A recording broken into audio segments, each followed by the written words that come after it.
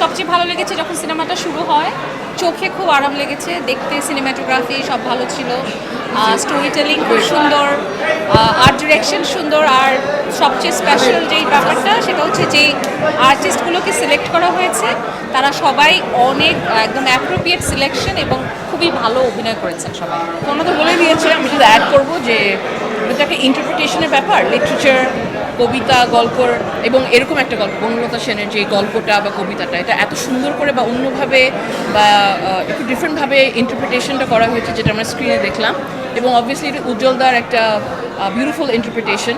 তো ওটা দেখে যারা আসলে লিটারেচার নিয়ে কাজ করে বা ইন্টারপ্রিটেশন নিয়ে কাজ করে, আমার মনে হয় যে এই ফিল্মটা একবার না আসলে আরও কয়েকবার দেখতে হবে।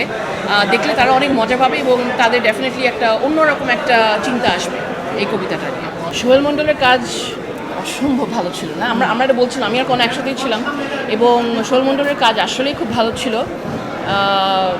ওর একদম প্রথম থেকে আসলে ওর কাজগুলো আমি দেখছি, তো এখন ওর যেই মানে কি বলবো, ওর যে গ্রোথটা, ডেভেলপমেন্টটা এত সুন্দরভাবে হয়েছে যে দেখে খুব ভালো লাগছে। আমি খুবই প্রাউড যে তার এই ডেভেলপমেন্টটা এত সুন্দর করে হয়েছে।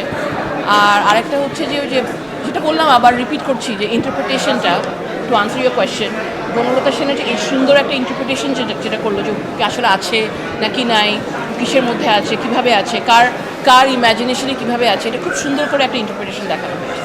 লোডশেডিং কিংবা ঘরের বাইরের তীব্র গরমে ওয়ালটন রিচার্জেবল ফ্যান থাকলে থাকবে শুধু বাতাস আর বাতাস।